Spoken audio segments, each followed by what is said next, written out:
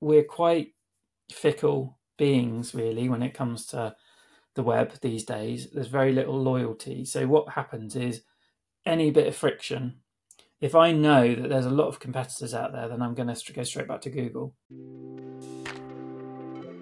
Welcome to the Real eCommerce podcast, your go-to for straight talk and smart tips from the world of online retail.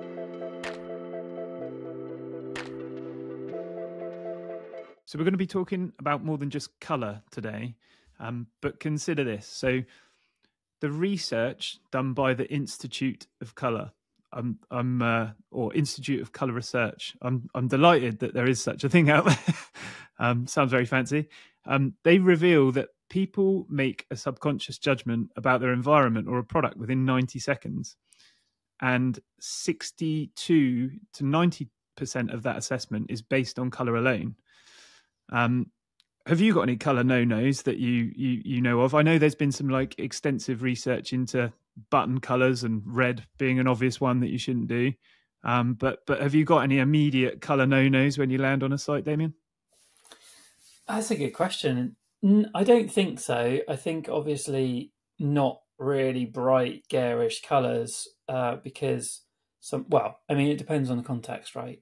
It might work for certain sites, but a lot of sites, I think when users land on something, they're expecting it to be quite a clean experience. So, for example, luxury.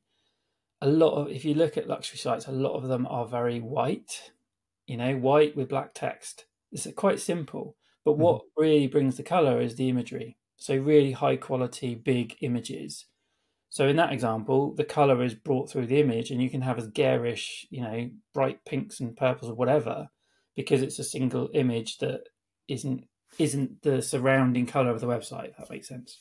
Yeah, I think when we look at a lot of, and CJ, our designer, when he looks at a lot of designs of websites, the kind of framework being very light on colour, or even just kind of being layout rather than colour, just kind of lets everything else stand off the page, and there's that, like you say, it's that imagery or those videos that jump out at you, and that's really what I guess you want. Yeah, I think with no-nos and colour, I think it's about contrast.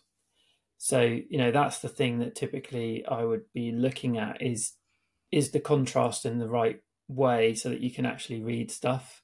So the buttons have to stand out. If they're call to action buttons, they have to stand out from the rest of the content. And a really easy way of doing that is you do a bit of a squint test. You squint, you sit back from the design a little bit, you see what stands out, what's jumping out at me the most. And if it's the wrong thing, if it's the thing I don't really want people to be focusing on, then the design needs to be tweaked. Yeah, that's a great little way of just being able to do an acid test on every page of your site, isn't it? Give it a squint and see what's there. Yeah. What do you think about some of the accessibility things that are coming in that are going to have an effect on colour? I mean, I know lots of retailers have embraced the light and dark mode kind of features, which completely transforms the kind of first impression of colour. And there's going to be a lot with accessibility that ensures the contrast between certain colours is suitable for people who are visually impaired. Do you think that's going to have an effect on the way we perceive a site? Possibly. In my experience, whenever a site's been designed to adhere to accessibility guidelines, usually it's for the better. Most often when we're designing to accommodate things like accessibility and inclusivity, the end result is actually really good. So a good example of that is like the good grips, like the good grips thing that you get in the kitchen. That was originally designed for people with accessibility needs, but actually now everyone else seems to really enjoy using them. So I think more often than not, when these changes come in, everyone benefits, because for me, it frustrates me when I can't read something properly because the contrast is off. So, that why is that a bad thing? So I think sometimes it can be creatively challenging to still come up with a really nice looking design and adhere to a bunch of criteria. But when you do get that right, usually it works for everyone. So it's not a bad thing. Great. It just shows, how one factor can be so important. But we've got quite a few to run through. So, colour's one. Yeah. So I think one of the things that I often talk about is how when we land on something, a very first impression is formed by lots of things. So yeah, colour's definitely one of them. Busyness is another one. You know, how you quantify that is difficult, but it's a gut feeling, right? It's a reaction that you have. And Like most Ling cars, you mean? sorry, Like Ling cars. Have you seen that? exactly, yeah. And that's what I thought of when you said about the color thing. But I think there's definitely a reaction that goes on, and usually the very first reaction we have is an emotional one. So you have an emotional reaction to something which is either positive or negative. And if I was to ask you, you know, the very first time you see Lin cars, I ask you what your reaction is, you would probably give me a very reasonable, logical explanation about why it's good or bad. But actually, that's the logical side. So we've got two parts of the brain, right, that operate, and they operate at the same time. And your emotional side is usually the one that drives a lot of the decision making. And your logical side is the one that you kind of turn to as a backup. And the backup is, oh, well, I made this decision because of, you know, I didn't trust it because of these things. But actually, your emotional decision is probably the thing that overrides Do you your. think we're leading on emotion first before logic? I think you've got to get the emotional decision right because it's the first gut reaction, but you've got to then bring in some of the logic. So, and the logic is things like, you know, does it look like an e-commerce site? Are the prices obvious? Is it clear what the products on offer are? You know, is there a basket in the top right-hand corner? The logical part of those things are, does it look and feel safe as a place to spend money? But I think the emotional reaction is something that you can judge by, you know, things could be slightly misaligned. There could be really minor little things that are enough to go, something doesn't feel right. I might not be able to put it into logical words, but something doesn't feel right. And so I'm off to Google again. And that happens very quickly. Yeah. Yeah.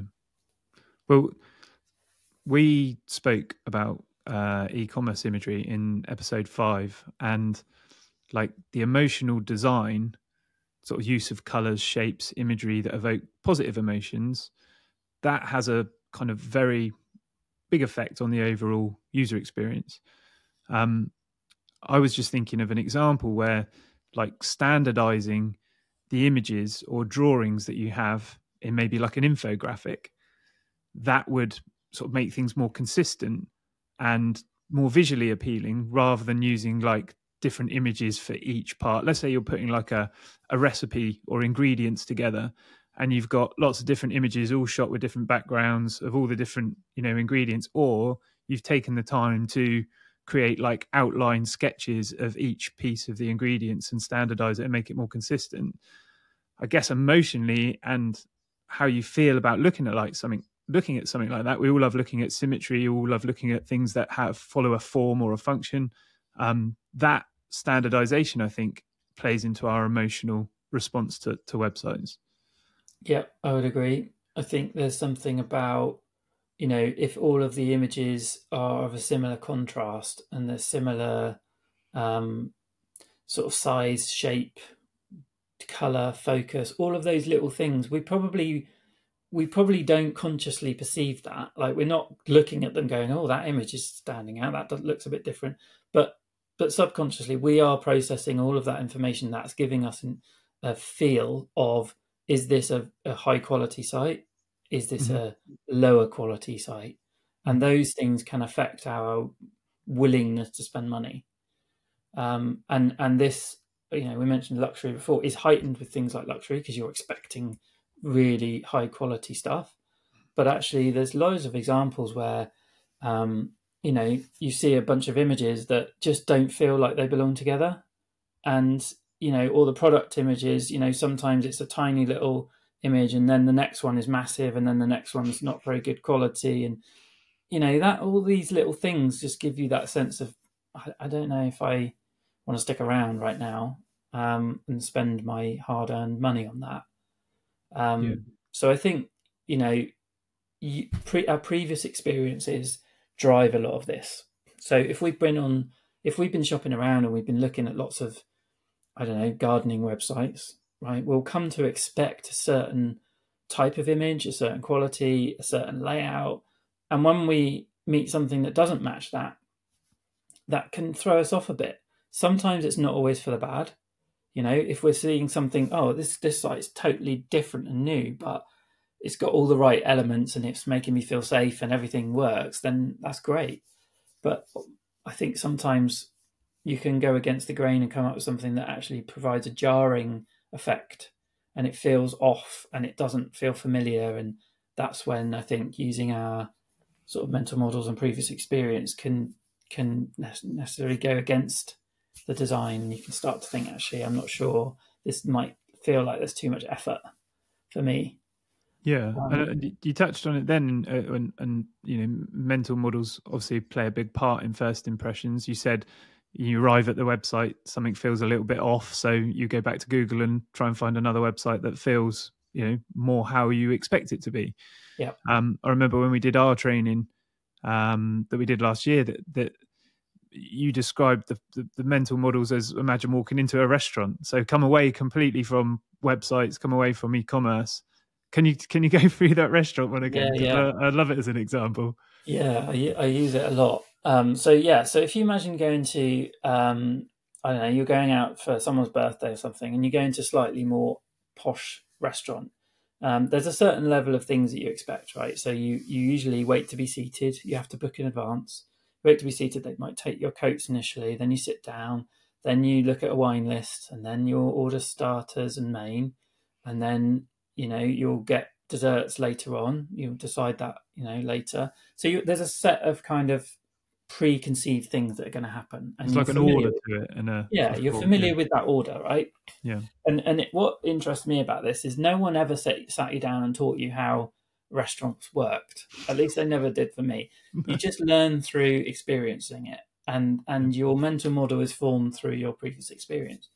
And so when you then go into like a Harvester or some other similar buffet type style experience, if you've got that previous mental model of a restaurant and then you walk in and then it's like, oh, hang on a minute, I'm not ordering off a menu necessarily. I'm walking up and serving myself. I'm sitting where I want. Or another example might be you go into like a coffee shop and you choose your lunch from the fridge at the front of the store. Then you get in the queue. Then they bring it over later on. They heat it up. You know, it can be quite a jarring model when you're not familiar with it and you're not expecting it. So if you apply your restaurant mental model to a sushi bar and things come out on a conveyor belt, you're going to be feeling a bit out of sorts, a bit unfamiliar territory, and that can make us feel a bit stressed out and anxious at times.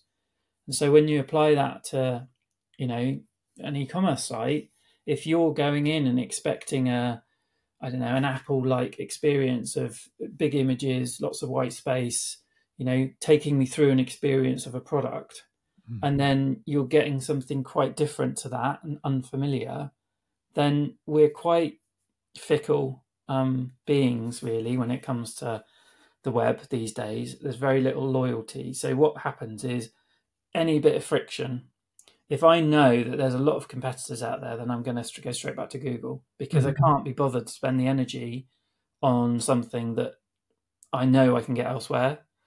If I'm buying a part for my car that I know is really hard to get, and I found a website that sells it, I'm probably going to put up with a whole load of crap. You know, it might be the most awful website in the world. I'm still going to do my checks of, can I trust them with my credit card details? And as long as that passes that test, then I might just go for it anyway. Mm-hmm. So I think there's lots of context comes in here about competitors and stuff like that. But I think as soon as you add a little bit of stress and friction to the experience through a lack of familiarity, that's when it spells danger. Can you sometimes like forgive these mental models if the price is right, for example? Possibly. So, you know, going back to your restaurant example, if you go to a, you know, more budget restaurant, then you might not have to wait to be seated. They might not take your coats, you know, but you kind of expect that because of price. Do you think the same would happen with e-commerce? You found something, like you said, a car part that's either really hard to find, so you kind of make some, you know, adjustments to your mental models and go, okay, I've spent ages looking for this. I've kind of forgotten that it doesn't feel as it should. or price. Okay, this is so cheap that, I'll forgive the way the website looks. Do you think that has a bearing? I think it does. Yeah, I think it does. I think, it's not, I think what I'm saying is it's not like you have to copy everyone else and follow exactly what everyone else is doing in order to make a success. I think you can absolutely break those models, but I think you just need to, it's like anything, you need to understand the rules and why they exist in order to break them properly.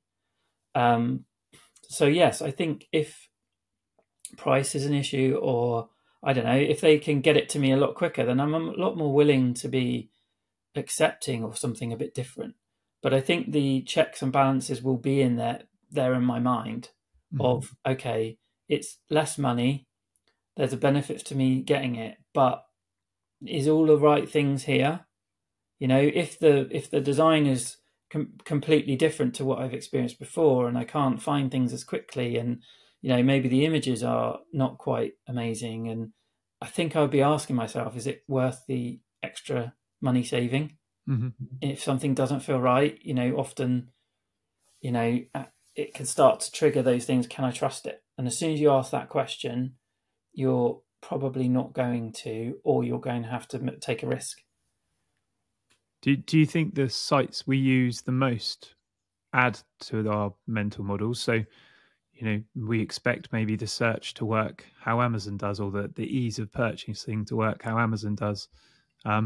If we're doing our weekly shop at Tesco's, for example, the way that you're able to save favorites and reorder and do things like that, is very, very simple. Do you think that sort of, because we're used to experiences like that, when they come to other websites, our mental models have been formed by the things we use more regularly?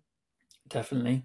Yeah, definitely. I think, the fact that Amazon has loads and loads of reviews, for example, people come to expect that on other websites, and they're often disappointed because they don't have all of those reviews. And then they question the, should I just buy it on Amazon effect, really? So I think, that you do definitely get spoiled with things like next day delivery, or, and when you then have to pay, hang on a minute, I've got to pay for delivery and it's going to come next week and there's no reviews on it.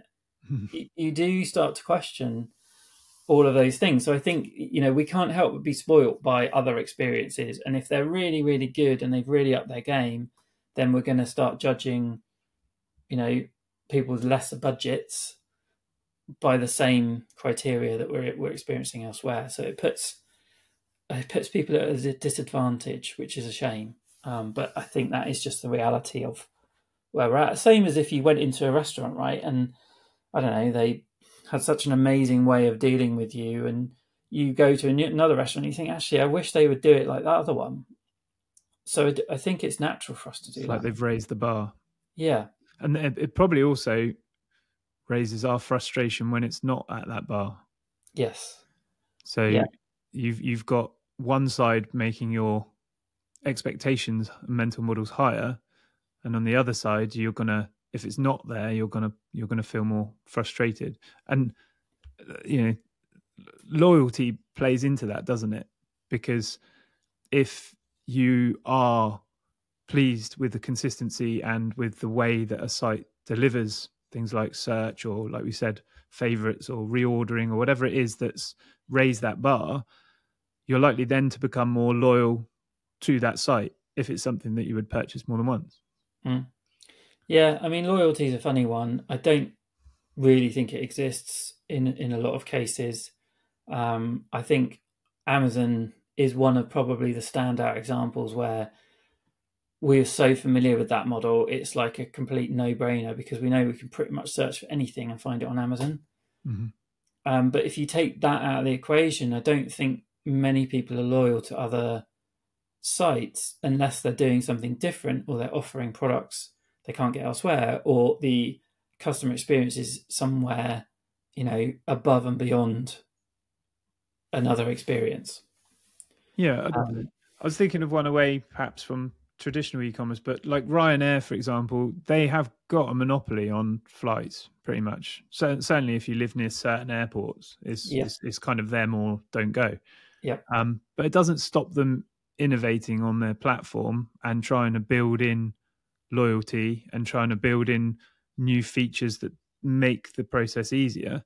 Some of that will be for their benefit, but I'm sure the majority of it is for the customer's benefit. And the first impression when you land on Ryanair is, I think it's a great booking service.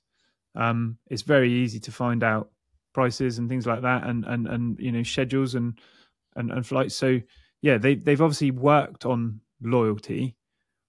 Yeah, because they want people to come back when they could very well just say, well, you've got to come to us anyway. So yeah, well, I think that the reality is it's not always the case. Yes, for some airports you can only go Ryanair if you want to go to a certain place, but for others, like if I want to fly to Barcelona, I do have a lot of choices.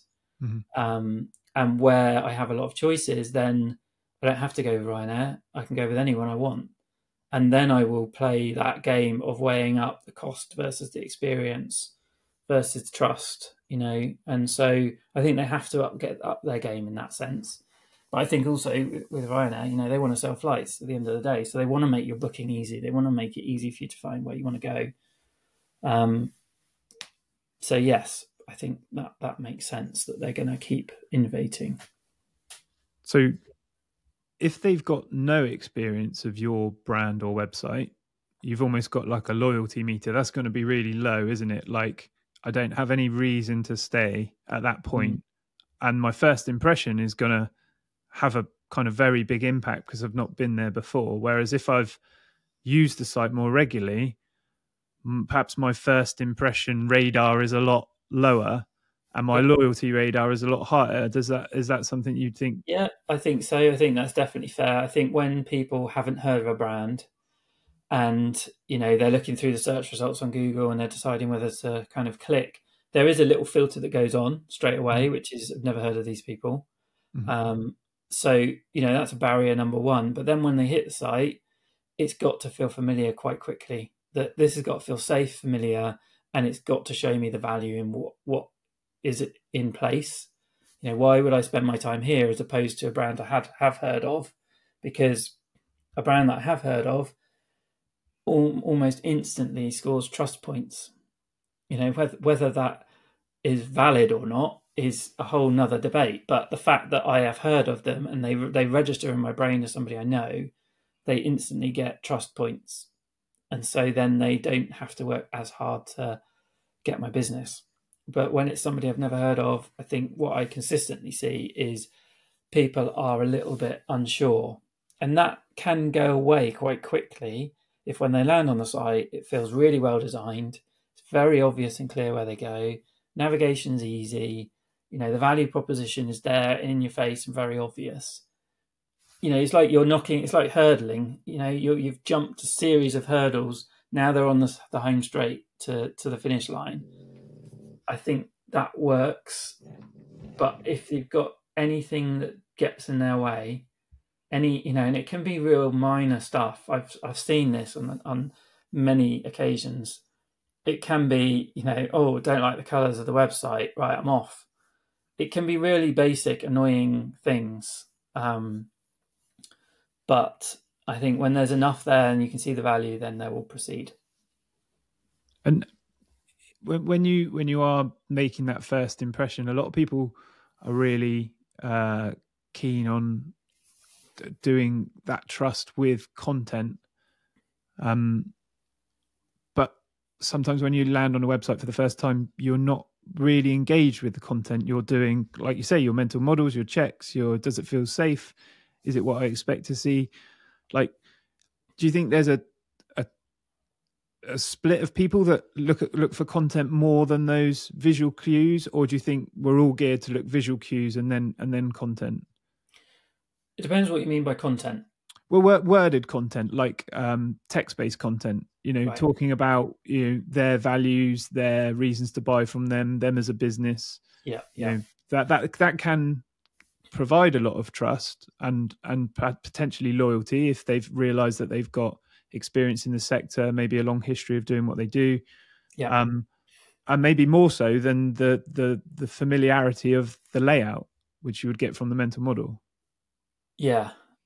I think what I consistently see is people don't read stuff. It's almost a bit of a cliche really, but I just that's what so I guess for context, I do sit with people on a regular basis, watching them buy things and navigating around other websites. So I do consistently see people not really reading much.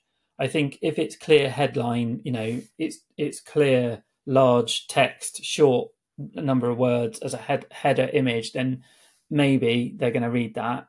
But if it's, you're going to put a paragraph of text on the history of the company and how it works, and people generally aren't going to read that. Mm-hmm. So I think that communication needs to come through really easily scannable text. So subheadings, headings, stuff like that. And I think it needs to come through the design. If you're a well-established brand and you've been around for a long time, then it comes through the design language of, the imagery and how you represent your brand and your logo. All of those things come into effect. Yep. So I think it's got to be done more graphically than through words, if at all possible. Because there's two types of patterns that are common when we kind of scan websites for the first time, which is like an F pattern and a Z pattern. So I think more suited to e-commerce or sign-ups or purchasing is like the Z pattern, which you just kind of touched on, really, where the user's guided from point to point. Yep. They might be scanning, they might be trying to take in, has it got warranty? Have they got returns? Like you're jumping from small snippets of information and going left to right quite quickly to highlight, specific actions or specific features. That tends to be the more prominent one when we're looking at like a key page, like a landing page or a product page. Mm-hmm. And then you have F patterns, which are more like content based. So this would be for blogs and CMS pages. So what we want to do on that is we want to get the visitor to read in more detail, so they can. They're still going to scan. They're still not going to read, like you say, but the way in which they do read allows you to get some of that content across quite quickly. And then if that initial content has captured them or got them engaged, then they'll obviously read in more detail. What do you think about the Z pattern format? Is that someone literally scanning from left to right, or is it easier to guide them from point to point in any direction? It's just how the flow of the website works. Yeah, so there's quite a lot to unpack here. I've done eye tracking research, and I do see this pattern. So I do see people scanning in this way, but it's not consistent, and it's not, not everyone does it. So it's like one of these, it's like any guideline. I think it's a useful guideline, but it isn't something to, bet your mortgage on type of thing. It's like, it's useful as a guide, but it's not always the case. Not everyone does it. And in the right context, it won't be relevant.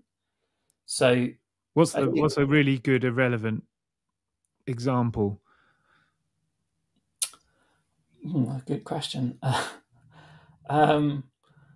I guess let's think about a site with a massive image at the top of the page, right? Okay, just not going to follow a Z pattern. Okay.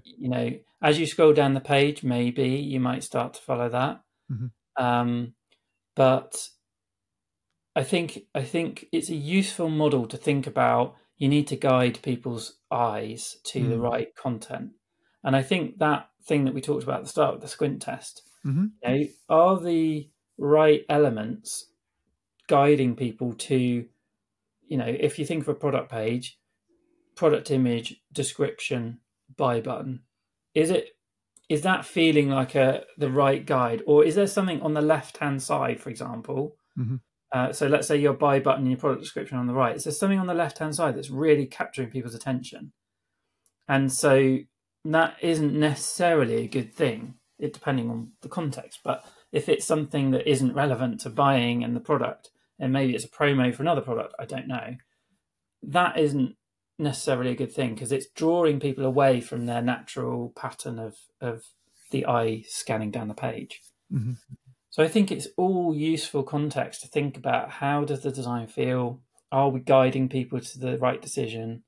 But I think it's not an easy thing to have a hard and fast rule on. I've used like Hotjar, Microsoft Clarity, and on those, when you do the session replaying, when people are visiting the site, on the desktop version, it allows you to see their mouse. And the mouse is quite almost like eye tracking in itself, isn't it? Because where your mouse is, if you're moving your mouse around, generally that's where your eye is focused on where the mouse is going. So if you haven't got the software and hardware to be able to do eye tracking, if you have a look at some of those session replay tools, you'll see where the eye's going because of where the mouse is going. And it's not hard and fast rule, but when next time you visit a website, watch where your mouse is, and if you're looking at it on a desktop site, I think that would give you an idea of the pattern that you're following when you're looking at that content. Yeah, I think that's true. I don't think it's always true, because your eyes can be drawn somewhere else while your mouse is doing something. So it's hard. Again, like, it gives a guide, right? But it's not always entirely the case. But yeah, I think the session replays and stuff like that are useful context, but I think they can sometimes lead you to making big assumptions about behavior that isn't always accurate. So useful tool, but not, again, don't base big decisions on it. Is there a tool that you would say is, suitable for retailers to help them gauge the first impression that they're giving? I mean, obviously, user experience testing, because you've got a range of users actually giving you real feedback. But is there any other automated tools that help with that you've come across?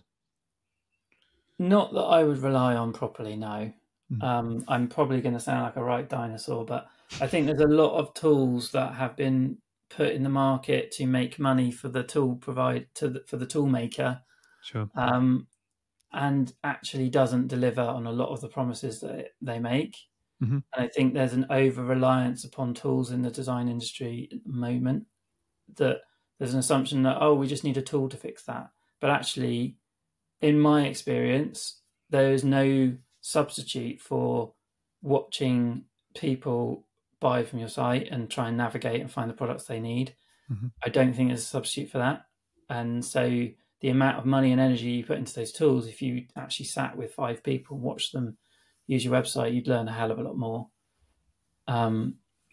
But I know that lots of people don't agree with me on that, so I'm willing to have that debate another time, maybe. Okay. So if we're looking at like the immediate impact, how much of a bearing does something like how easy the site is to use come into that? Yeah, because I know it goes back to like the mental models, but how easy it is to interact with the site. How do you think about that? Yeah, I think that's a big one. So I think, as I said before, you make a judgment in milliseconds, really, and you scan down the page and you make an assumption on, does this feel like it's going to be easy to navigate? Does it feel like the product information is immediately obvious? Does the images help me see what the product actually is like? Like one click or hover over the navigation, does it look cluttered and complex? Or does it feel like there's a bit of breathable white space and I can clearly see the categories in front of me? So if you hover over the navigation and then there's like another 50 choices, you think, I've got to read all those to know where to go. Yeah.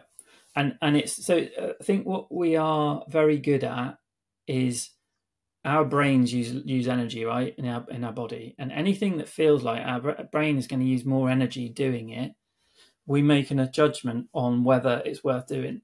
And we've become quite lazy in how we do things. And so if we hover over that navigation and it looks like there's hundreds of different categories and, oh my God, that looks complicated, it might be really well researched and organized and the categories might be actually really good. But if it feels cluttered and it feels complex, I don't know if it's still relevant, but maybe have a look at Argos, because when I last looked at their navigation, it feels like it's crammed and stuffed in and there's loads of stuff. Using it's not too bad, So it's the difference between our perception of ease of use and the reality is sometimes quite different. Mm-hmm. But I think it's something to consider is if somebody's going to make a quick judgment, does the immediate impression feel easy? Does it feel like there's I've used white space a few times, but I think it does come into it. People like to cram a lot of stuff in design. Actually, the more white space, go have a look at Apple and the way they design stuff. Mm-hmm. It feels like it's got room to breathe. I don't have to scan everything. The copy's big enough to read. The images are good quality. They tell me the difference between the products. All of those things have an effect on your perception of how easy it's going to be. And I guess if you use the navigation and that's overwhelming, you kind of fall back to the search. And then if that isn't great, you're out of there, aren't you? Pretty much, yeah. I think search is a whole nother beast of, the search results have to be useful. So there's quite a lot, and we've done a previous talk on this. There's quite a lot of examples where you search something and you might misspell it, and it ends up with no results. Or you start searching and if it gives you like suggested things and can shortcut and help you get there quicker, those things can really help. But when you're hitting dead ends in your search, so the navigation's really complicated, you've hit dead end in your search, you've pretty much lost people at that point. Unless they really want to work with you and they really want to buy from you, they're off. And I've done a lot of research where I've seen people go, oh, they haven't got the product I'm looking for on this website. And I know they have. I know they've got exactly what they're looking for. And they're back to Google and back to a competitor. It is a really, the navigation and the findability is such an important aspect of this. And we don't like the overwhelm, and we don't like making decisions when there's like too many choices. I think there was a supermarket bit of research they did a few years back where one end of the supermarket, they had a jams and jelly stand with like 30 to try and taste. And the other end of the supermarket, they had 4. And the stand that had the 4 sold like 3 or 4 times more than the one that had the 30 because people weren't overwhelmed. They didn't think, oh, I've got to, try all of these before I find one I like. You can quite easily try 4 and go, that's the one. And so the same might be, your perception of a navigation. If you made them choose from 4 or 5 categories first and then maybe 10 in the next step, because there's that part, isn't there, when you fill in forms online as well, where where they break them down and get you to do maybe 1 or 2 simple questions, and the next page might be 3 or 4 simple questions, and then as you go through the form they start to ask more, but you're so committed at that point you're not going to stop, you're just going to carry on. Whereas if you saw the form in its entirety at the start, you'd probably go, there is too much for me to do here, so I'm gonna pass on the form and do it another day. I mean, I think what we're talking about here is cognitive load. And I often feel like most of us are in cognitive overload at most days now. Life is pretty stressful. We're bombarded with text messages, emails, marketing messages. And, sometimes when we're making a purchase, we're doing it under stressful conditions because, I don't know, we're running to a meeting. We've got to buy that present for that person for their birthday and time's running out. And, we don't want to be dealing with anything complex or anything slightly friction in that process. And so I do think that does have an effect and makes us less likely to want to try new things. But I definitely do agree that I think there's this paradox of choice, isn't there, where we want loads of choice. Like I would love to go into, I don't know, a supermarket and see loads of different chocolate available to me, but actually that can sometimes be a bit overwhelming and I don't know what to do, and then I just go for like what I'm familiar with. And I think I've experienced this recently actually. On Apple, I was buying a new laptop and the first decision I had to make really was quite a simple one. Did I want a MacBook Air or MacBook Pro? And so I made that decision relatively quickly. But then I was faced with, I went for the MacBook Pro. Then I was faced with, but what type of MacBook Pro do you want? Do you want with this chip and this memory and this specification? And suddenly things got complex at that point. But actually, it's quite a good example, similar to your forms example, is leading people through with a simple set of choices initially, and then you can build upon the complexity because they're already invested in that decision. Once I was invested in a MacBook Pro, that's what I wanted. Then it was about finding a specification that worked for me, which actually was a really hard thing to do, and they could have done a lot better with that. But getting me there and getting me to make that decision first was the key bit. When I looked through the show notes before we started, a lot of my points are actually points that I got from you from our training. So I think I've kind of got like a mini Damian sat the other side of the microphone here. But a great example that we had in the training was the driving on your phone reference, because you said there's only a certain number of things that we can cope with in terms of actions and things that we're processing at any one time. And that's why actually driving on your phone is way more dangerous than, we just think we're having a phone call. But can you explain that one? Because I think it's an amazing reference. Yeah. So I studied cognitive psychology back at university, and that's kind of what led me to all of this design stuff and designing to minimize human error. And one of the things that I learned there was that we've got a limit to our attention, memory, and perception, and that our brains can only cope with a certain number of things at any one time. And driving, when you actually break down what's happening in driving, you're judging speed, distance, your feet are on the pedals and you're applying pressure at certain amounts, and you're braking, and then you're changing gear if you're on a manual car. You're checking your mirrors. You're moving the steering wheel, to micro degrees at a time. And when you add all of these things up, we are under quite a lot of cognitive load at that point. We might be thinking about, I don't know, an argument we had with our wife that morning. We might be listening to the radio and something interesting comes on. Some guys just cut us off in traffic. We're thinking about that. We're attending to so many different inputs at that point that then a phone call gets added. And immediately, if we answer that call, the brain is at kind of capacity at that point. And then so the things that are impaired are your distance, your perception of speed. So I don't know if you ever noticed, I've certainly noticed this. I've taken a phone call and then I've looked down at the speedo and I'm doing a lot faster than I was planning to do. So I'm like doing 90 or something. And because of our perception, we can't attend to everything at once. It's just too much. So, just like a computer, when you've got multiple windows open and it starts to chug, that's what our brain's doing.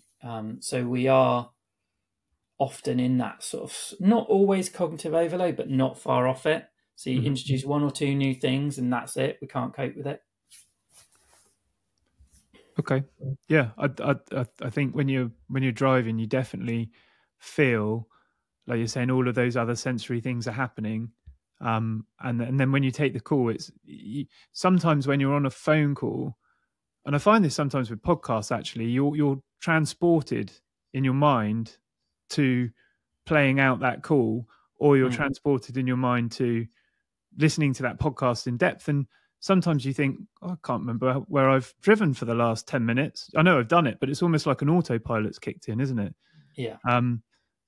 So I guess certainly on e-commerce stores, decluttering and reducing like the overwhelm, we're then much better placed for people to make a decision rather than them feeling overwhelmed at that point. Yeah, definitely. Yeah. And I think navigation is one of those things that can sometimes be overlooked, or not even navigation, product categorization. How quickly can I find the product I'm looking for if I'm unfamiliar with your set of products? That's a really critical decision and question to answer, because if it is difficult and if the product categories aren't obvious and I've got to really dig around and I'm not familiar with your brand, it's danger point, I think, in that scenario. Okay. If I know that you're the best brand to buy, I don't know, a paddleboard from, because I've heard and my mates have told me, I'm probably more likely to be willing to put up with a complex system, because I've got a reason to do it, because I've been told you guys are the best. But if I don't know you and I know there's loads of competitors out there, then I'm probably going to be less forgiving.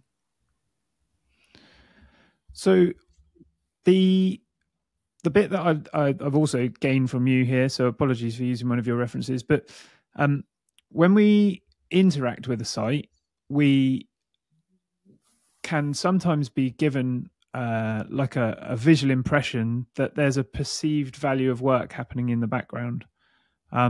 An example of that, I think, is like when you go on the insurance comparison sites, you put in your details and they have like a loading bar that seems to take 15, 20 seconds. And they're updating you as it happens, saying, we're working to get all of the insurance quotes from 500 different insurance brokers. And that you kind of see as like a perceived value of work that's going on in the background.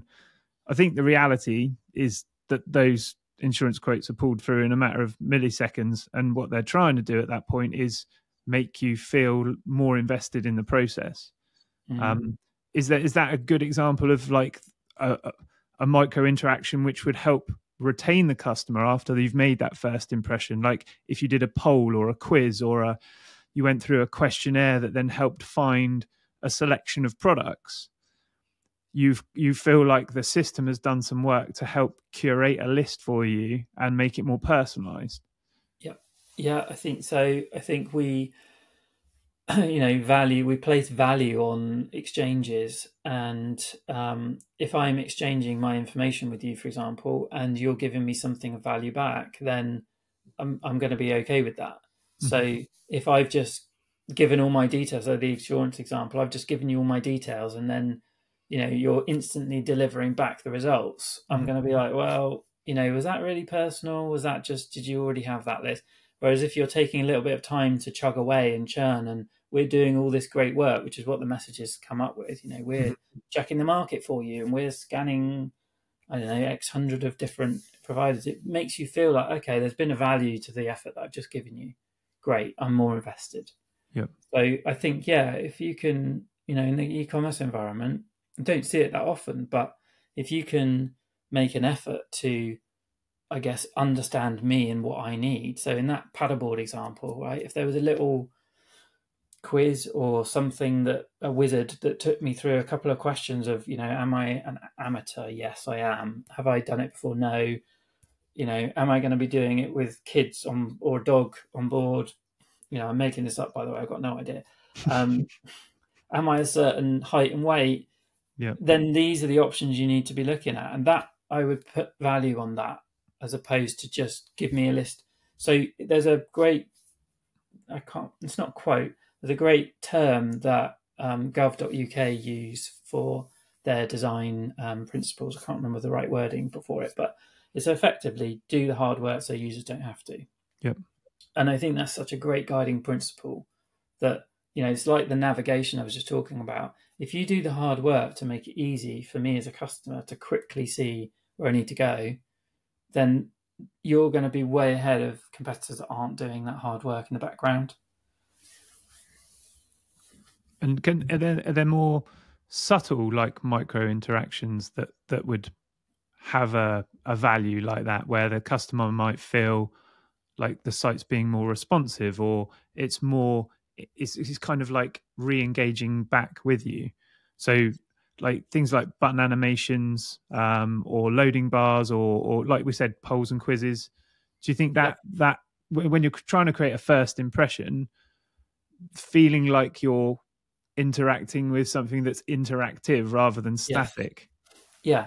I always think about this example. When you're crossing the road and you push the button, and you used to like push it loads to like, is it working? Or you do it in an elevator and you push the button and you're not getting feedback. Yep. So there's a clear design principle there that you need to get clear feedback. When I'm making an input or an action as a user, I need feedback to know that something's happened as a result of my action. And if it doesn't, I then start clicking it a few times and questioning if something's really happening in the background. And I think a lot of these examples do come down to that I've given you something, an input, an instruction, a direction. I want to know that something's happening as a result. Yep. And if it's taking a little while, I'm okay with that. But just show me that something's happening and that there's a because it's like a black box, isn't it? That something, you do something and it goes into this little black box and it spits out a product page, for example. Mm-hmm. Sometimes exposing people to what's happening is a good thing, because it helps build my mental model of what's happening. So those insurance examples are great. It exposes me to the fact they're going off, speaking to hundreds of different insurers, which gives me value because I don't want to do all that. So I think, yes, sometimes I think you can also overly design those interactions as well. Like the animations and the flyouts, and I'm pushing this button and then all of these things happen. And I think one of my pet peeves really is that things are hidden behind a click. Mm-hmm. So I have to click something to reveal something that should have been there in the first place. Don't hide product information, for example, behind a find out more button. Yeah. So I think it can be overly done, and has to be done well. So I don't know if I've answered that really that well, but if you look on Instagram, they always do that. They have a description of what the kind of clickbait is, and then it's like click below to see the answer. And like you're saying, I hate that. I mean, that's done for a purpose, but on a site when you've got to kind of really extract the information, you feel like you're having to work harder than necessary just to, be shown what you wanted to see in the first place. Yeah, it's a bit like going into like a car showroom and looking at a car and them not showing you the price until you've like engaged with the salesperson. Yeah. In that sort of environment, you're not going to put up with that. Yeah. So yeah, I think a lot of it comes down to just making life easy for people. And if you can then, so it's like if I do a triangle, right? And at the very bottom ladder of that triangle, or the bottom rung, is easy to use. Mm-hmm. That is the basics. And if it isn't easy to use, then kind of give up and go home. It's got to be easy to use. The next layer up, we can start to build on that and make it a great experience. We can make it fun, pleasurable, interactive. We can make it, it can make me feel something.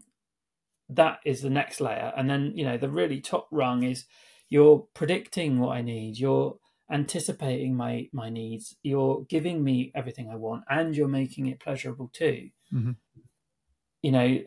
But let's start with easy to use first. Let's get that right, and then we can build on that. And there is a little bit of a danger of like oversimplification, because something I was looking at a couple of weeks ago was burger menus on a desktop actually decrease the user engagement because it's like lower in terms of discoverability compared to like a traditional navigation. So you can go too far the other way and end up with something that's simplified but actually harder to use. So yeah, just a word of caution probably is don't oversimplify, because you still need that mental model. You still need to make it easy. If you've compressed 200 navigation items into a burger menu, that's probably not the right use of that sort of layout. Yeah, I would definitely agree. And that kind of speaks to that example I gave before of, don't hide things that should be there by default. Yeah. And that I have seen a tendency to do that in the aim of making it more simple and decluttered. But, you've got to make sure the right elements are there to scan easily. Otherwise, I might be out of there before I've even got as far as trying to click the hamburger to see what's in the menu. Okay, so important for the retailer, then we've got the value proposition, and that's probably as instant as one of the first impressions, isn't it? So immediately the user's got to understand what you're about, what problems you solve, and how useful the site is going to be. Jump on that for me for a little bit. Yeah, so I guess there's a lot to unpack with value proposition because it's such an important aspect. We mentioned Amazon before, and I'm sure that gets mentioned a lot in e-commerce. But ultimately, if someone's questioning why should I buy from you as opposed to Amazon, you've failed at your value proposition. So I think the value proposition needs to clearly communicate in an instant when you land on that site what the purpose is. What is it I'm getting as a user? If I'm investing my time with you, what am I getting? Mm-hmm. And so I've used something called the UX honeycomb, which wasn't a term that I coined. It's a long time ago. Somebody put together this definition of UX, and I've adapted that and used that because I found it so valuable. And what is at the heart of that? So essentially, what you can do, right, is you can get the most lovely designed website. You can make sure it's really accessible. It's got all of the trust signals. You feel like you trust it. You can find information really easy. It's easy to kind of add to basket and all that stuff. But ultimately, the value of using it just isn't really there. And that's that question of, well, why wouldn't I just buy this somewhere else? Why wouldn't I buy this at the supermarket? Why wouldn't I buy this Amazon? If they haven't answered that, then it can be the most beautiful experience ever and won't really work. So I think the value part is the center of that honeycomb model. And it's so important. And it's the reason why things like eBay exist, where, the design of eBay is not great. It's quite cluttered. There's quite a lot of information going on. It's not a beautiful design by any means. I don't think anybody could argue that. And actually, there's a whole bunch of UX issues with it. But the value that it provides is, as a seller, I can sell something that I know is probably going to sell because it's reaching such a massive audience. So the value to me as a seller is that I'm probably going to sell my item. And the value to me as a buyer is I can find pretty much anything. And so that value is such an important aspect of the business model, effectively. I think a lot of companies have fallen into this trap. Certainly during COVID, when it was everything D2C was the big buzzword that, we'll just sell direct, right? Mm-hmm. But they didn't give people a reason to buy direct from them. There wasn't enough. I could buy direct from you, but why? I still haven't got that reason. It's not in place for me. The value beyond just I don't have to get it from a supermarket isn't enough. So I think there's a whole bunch around that needs to be thought about. There's a chap online called Justin Welsh, and I mentioned him in episode 3, where he says he sees a lot of pages where it doesn't tell you who you help, what problems you solve, how you help them solve those problems, and how you actually help them do it. So it's like, if you can answer those questions as part of the value proposition without being too clever, like we were saying earlier, maybe with things that help make that easier, like infographics and things like that, then that's going to add to this value proposition, isn't it? Yeah, definitely. Yeah, I think there's a few formulas around which are exactly that, which is, who do you help, mm-hmm. How do you help them, why do you help them, and I think the one that I always ask is, why should somebody come to you as opposed to a competitor? Yeah. It's usually a difficult question to answer, but I think once you've answered it, then you've got, and it can't be a crappy reason. It's got to be something that I really see value in as a customer, not, well, we've been around for longer. It's not enough of a reason. So we're gonna put the honeycomb checklist as a tool in the show notes. And how's the best way of using that? You mentioned earlier it was maybe a way of scoring each one. Yeah, so I think it's just a set of criteria, I think, that you can look at any website really, but your website, and just go, and it's ask some simple questions like that valuable one, but accessible. So, are we excluding anyone from this design? Have we considered people with color blindness? Have we, are we considering everybody? So I think it's just a check and balance. And I think if you can run through and you can check and say comfortably yes to all of those things, you should be in a good place. Yep. If there's something that you're not so sure about, like findability, do we feel that people can find stuff quickly and easily?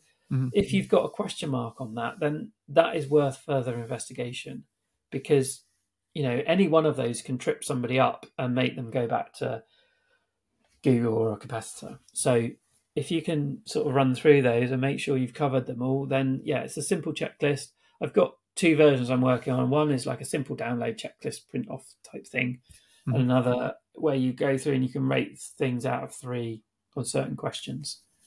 But either way, happy to share that. It's kind of like we've said already, there's a squint test which you can do to see what's immediately drawing your eye on the page.